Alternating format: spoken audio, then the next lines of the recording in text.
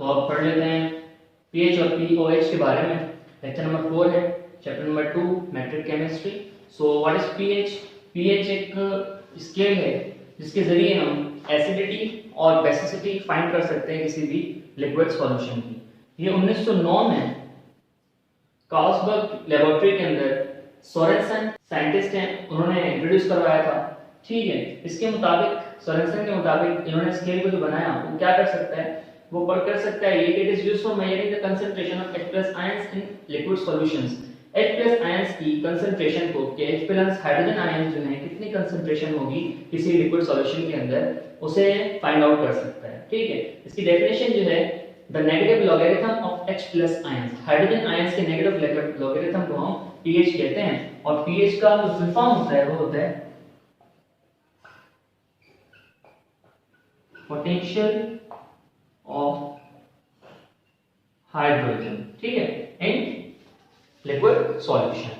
ठीक है, इसका फार्मूला हमारे पास होता है pH is equal to minus log n H+। ठीक है, ये आपने फार्मूला याद रखना है क्योंकि ये फार्मूला प्रॉब्लम्स में भी इस्तेमाल होगा। अब ये pH स्केल होता किस तरह का है इसे हम डिस्कस करेंगे बाद में, लेकिन पहले pOH को पढ़ लेते हैं। तो अब pOH क्या है? pOH is the negative logarithm of OH- ions in a liquid solution. किसी लिक्विड सॉल्यूशन के अंदर कितने OH- आयंस मौजूद हैं उसे हमें फाइंड करना है, तो हमें इस्तेमाल क्या करनी पड़ेगी, नेगेटिव लॉग लेना पड़ेगा।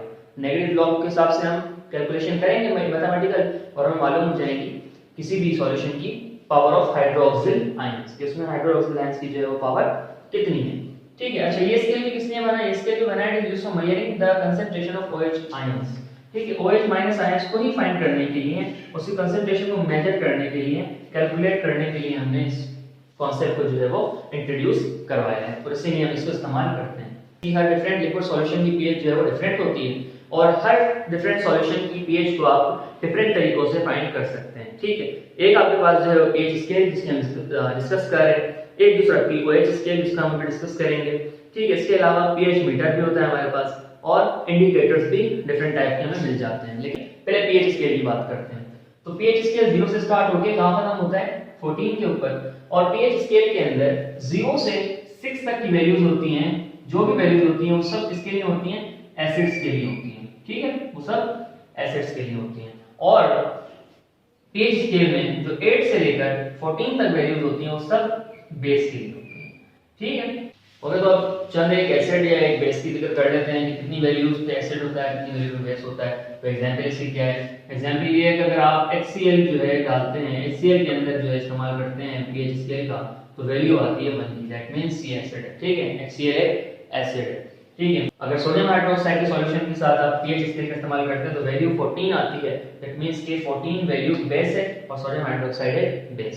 और तो अब बात करते हैं एक जनरल नॉलेज की कि अगर हम इंसानी जो ब्लड है, ह्यूमन ब्लड, उसकी pH है 7.35 टू 7.45। ठीक है, ये है नॉर्मल ह्यूमन ब्लड की pH।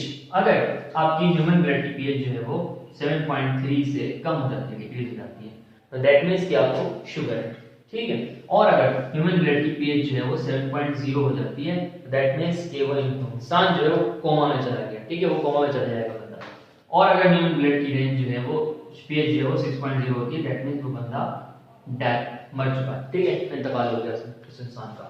तो ये pH की इंपॉर्टेंस होती है। इसी तरह से डॉक्टर जो है वो फाइल के अंदर देखते हैं आपकी pH लेवल को, यूरिन की हो या आपके ब्लड की, और आपको बता देते हैं आपको क्या प्रॉब्लम है, क्या मसला है, ठीक है, शुगर है या नहीं है, सही है। अच्छा, अब बात करते हैं pOH स्केल की। अच्छा, pOH स्केल जो है वो pH स्केल से बिल्कुल उल्टा है।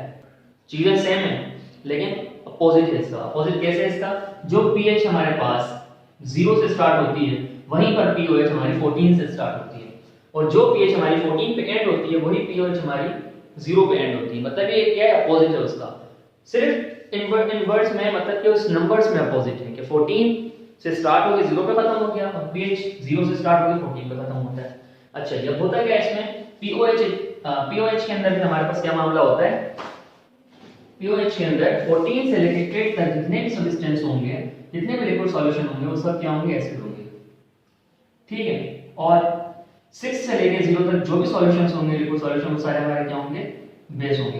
बस फर्क आपने देख लिया, फर्क क्या है? सिर्फ नंबरिंग का है। ठीक है। बाकी एसिड ऊपर वाले हैं, बेस नीचे वाले हैं, तो एक फार्मूला यूज करना पड़ेगा आगे जाके प्रॉब्लम्स के अंदर, इसे नोट डाउन करने वाले आप लोग। एक फार्मूला आएगा this pH plus POH equals to 14। ठीक है, ये फार्मूला नोट डाउन कर लें, वो दोनों फार्मूले भी न्यूमेरिकल्स में इस्तेमाल होंगे।